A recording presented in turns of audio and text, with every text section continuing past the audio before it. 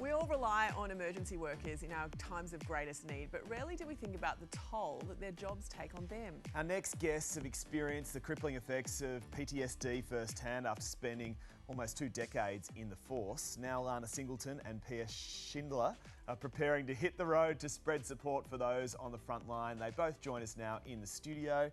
Good morning to both. Good morning. Thanks for having us. So Lana, you and Pia founded Emerge and See back in 2021. What inspired it all? I think after our own experience with PTSD, we spent 18 years in the New South Wales Police, and we didn't work together through that time, but we maintained a really strong friendship. And when I noticed that my mental health was deteriorating, Pia was the first one I went to talk to her about it. Although she was a really great friend, I could see that she didn't really understand what I was talking about. You know, she hadn't had the effects of a deteriorating mental health. And so I felt really alone in that journey at first. And it really wasn't until Pia was diagnosed with PTSD that the importance and the realisation of the connection of lived experience and the need to have that level of support and understanding. Well, explain to us, Pia, what it's like, because we know 1 in 3 emergency service workers experience psychological distress. What are you having to deal with on a daily basis in your job?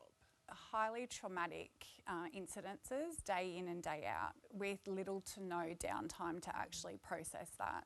So you find when you get back into your home environment, you kind of bring that work home.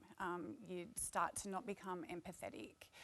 You start to not have feelings because you're trained basically to not associate with what you're seeing when you're working.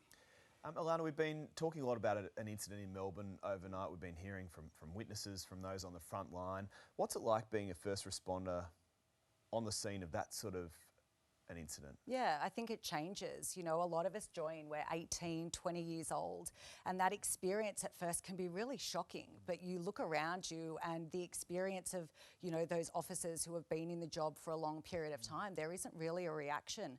And I suppose that happens the more you're exposed to those things, the changes physiologically that you experience means that you don't actually access the emotion that is attached to such significant issues. So you founded Emerge and See to go out and help other first responders. Pia, you're hitting the road this week. You're heading out into the regions. We are. Why are you doing that? What are you doing and why are you doing it? Yeah, we know that regional areas suffer quite considerably with mental health resources.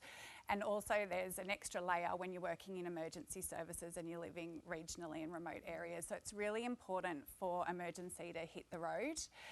We were very lucky with our sponsors. We're able to get our Connect coffee van on the road.